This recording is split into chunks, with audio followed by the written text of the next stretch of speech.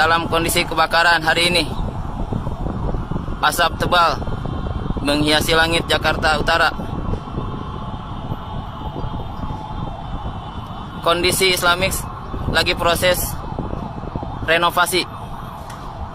Demikian melaporkan.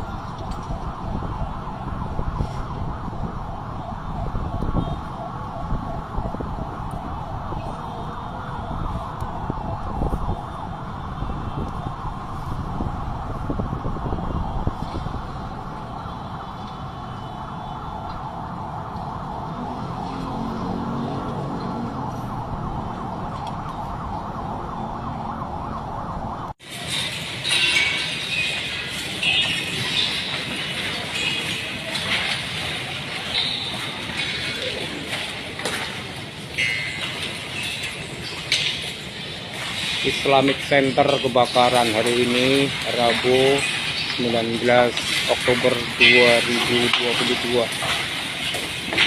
waktu asar.